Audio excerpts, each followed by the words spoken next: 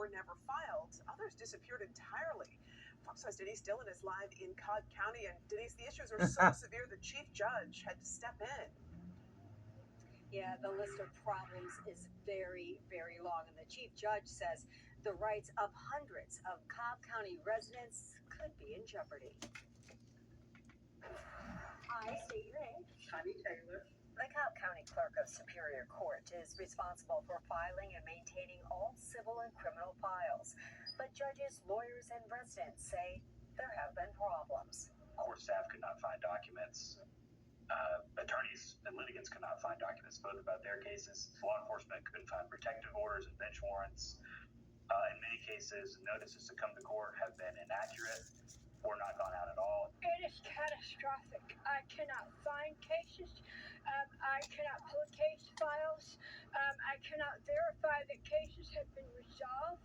Amy Barnes is a paralegal and says the issues have been going on for quite some time. People are languishing in jail. Cases are not being concluded.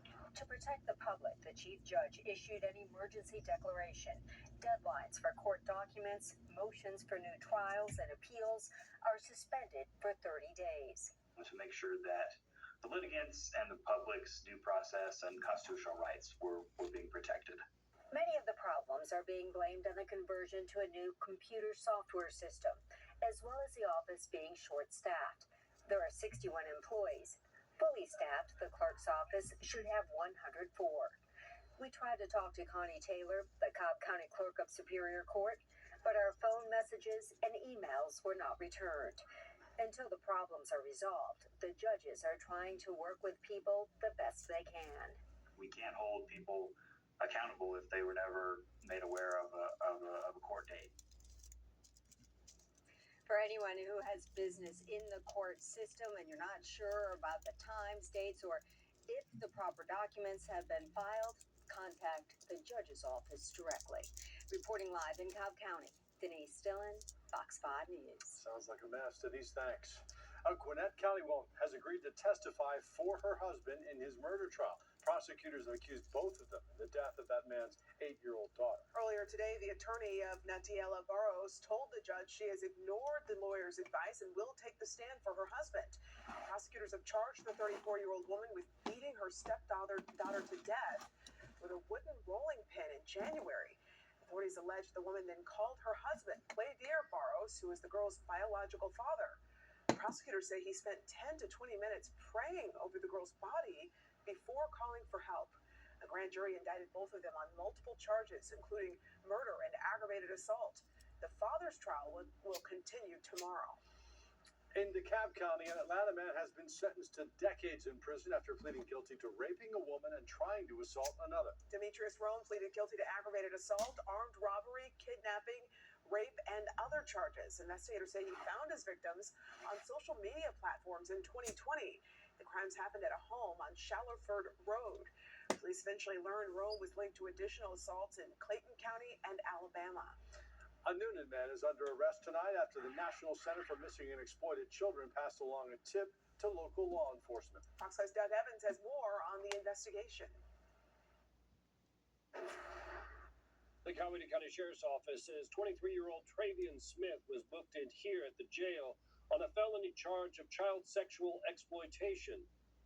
A Coweta County Sheriff's investigator with their Internet Crimes Against Children's unit began investigating Smith after the department received a tip from the GBI and the National Center for Missing and Exploited Children. He was arrested on July 17th at his parents' home in Coweta County, they say. The sheriff's office also says he worked at a local pool supply company. The investigator says Smith possessed a video that contained child sexual abuse material. The Coweta County Sheriff's Office takes crimes against children very seriously, and we appreciate the investigators' thorough investigation to take this suspect into custody. Investigators say they also seized all of Smith's electronic devices and will be going through them. They say based on what they find there, additional charges are possible. I'm Doug Evans, Fox 5 News in Coweta County. Coming up, Paris, over 10 million illegally here. 250,000 Americans dead from fentanyl. Brutal migrant crimes. And ISIS now here. Do you have any plans to visit the border? You haven't been to the border. And haven't been to Europe. I don't understand the point that you're making. Kamala Harris failed, weak, dangerously liberal. Changed person. He's a new man.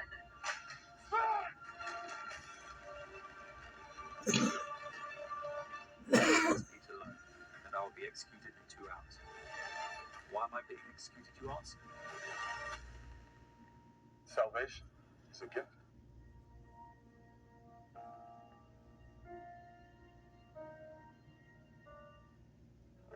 I met with the actress and filmmaker Sam Sorbo, and we had a discussion about faith and family and freedom. Here's my interview with Sam Sorbo. Welcome back to America's Hope. I'm delighted to interview Sam Sorbo. Thank you. Thanks for being on America's Hope. What a pleasure. I feel like I should know you already with the numerous interviews that I've done with your husband, Kevin Sorbo. I feel like you do know me already, so I guess we're even. He always talks about you. But I wanted to ask you the unique aspects that you bring to not only your profession, but also to America as a woman of faith, challenging Americans to live their best lives now. Wow, that is, I'm not sure, like, the unique aspects. I'm not sure how I would qualify those. Well, you don't mind challenging people to be don't. a better parent. I've been accused of being too blunt. It's true. I love truth, and I've always pursued truth. And sometimes the truth is difficult for people, and so I say things that people do find somewhat challenging at times. At the same time, I'm out for the best for children, and that unfortunately is countercultural today. Why? More and more. How did we get here? Because they want to have sex with children, and I think that that's wrong. Because they think children are expendable, and I think that's wrong. Because they hate children, and they want to deprive children of their childhood, and I think that's wrong. In fact, I know that those are wrong things, and I'm not afraid to say it. But it's not popular. It's not obvious. We've all, to a certain degree, we've all been brainwashed by the culture. Yeah. To accept.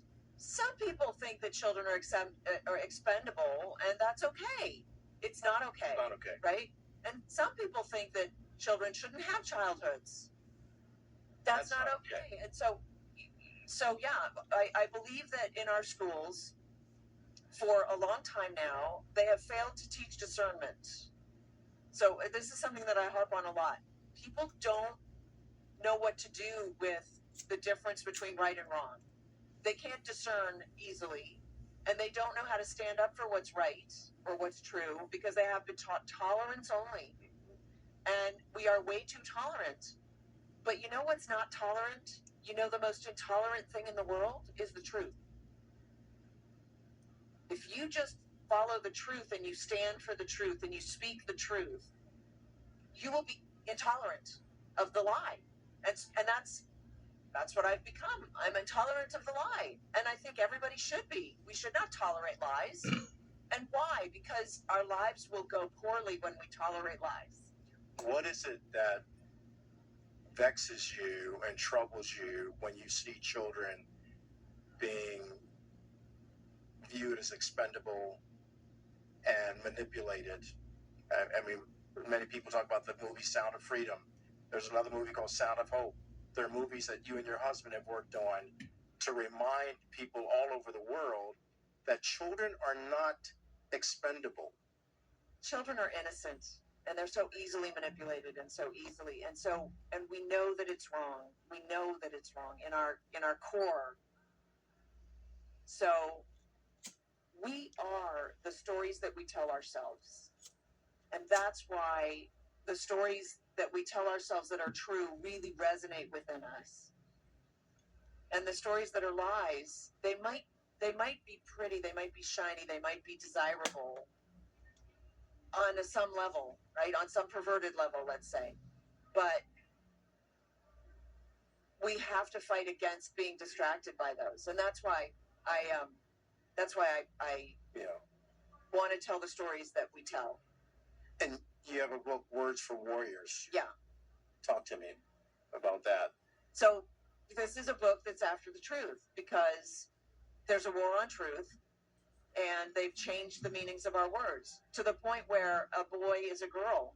No, he's not. A man can't be a woman. There is a definition for each of those terms, and it is a singular definition. There isn't a way to manipulate that, but they've tried to do that. Even now, the Supreme Court justice, who can't define a woman because she's not a biologist, also doesn't obviously know what a biologist is.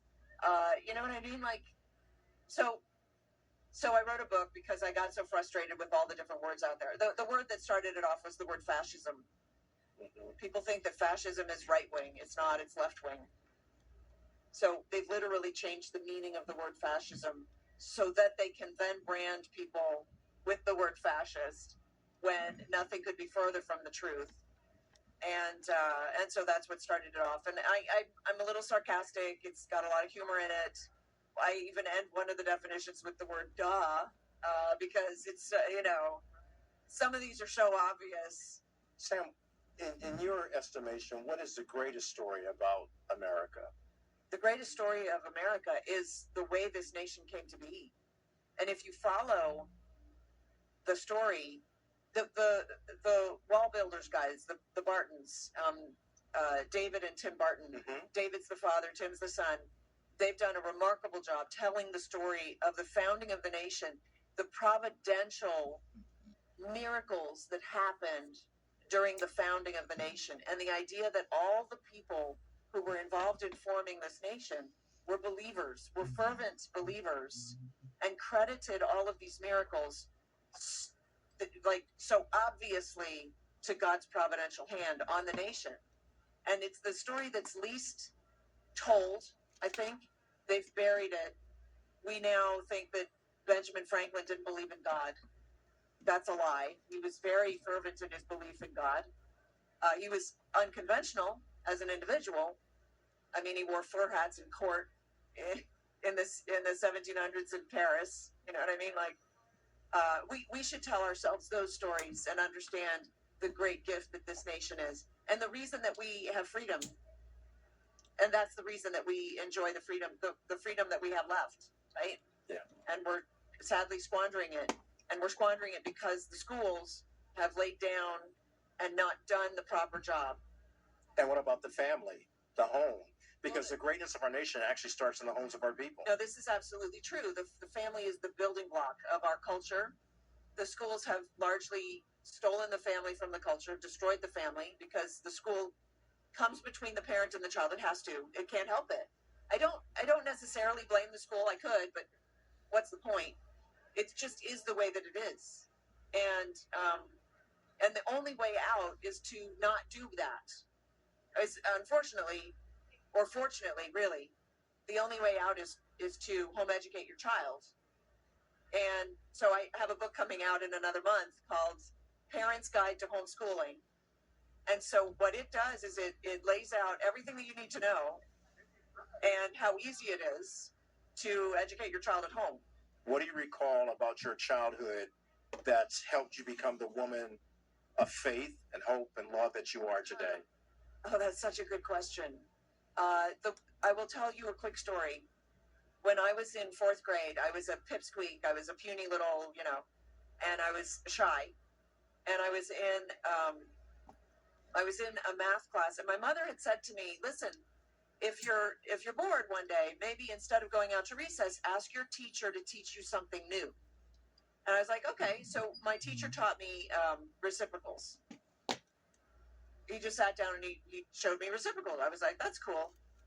Actually, I think that was third grade. So then in fourth grade, still shy, the teacher gave us a math problem, and he said, "What is 10 divided by 1/2 plus 2? And the first child, he called on the first child, and she said 7. And he said, "Okay, and what do you say?" And the second child said 7. And pretty soon he went around the whole class. Everybody was saying 7. He got to me, and he said, "And you say 7? Do you agree?" And I said, "No." And I'm sitting there, flop sweat, super angry, and he said, "What? You don't agree at 7? He said, "Everybody in the class says it's 7. She says it's not 7, class. What do you think?" Should we throw her out the window? And I freaked out because I knew he wasn't going to throw, but that was kind of scary. And he said, well, what do you say it is? And I said 10 divided by 1 half plus 2 is 22. And he said, well, class, she's right. And in that moment, I fell in love with the truth. Because that was easy, right? Yeah. I didn't know that I'd have to stand up for it, but I realized that I needed to, because if I had been wrong, I would have been so dang mad. But that was a very crucial moment for me. Yeah. You're a woman of faith. How did you come to know faith in God the way you do, and you're not shy about it? I'm not. I went on a search when I was, you go to school, you learn college prep and career readiness. So you don't chase your dreams, you go to college instead.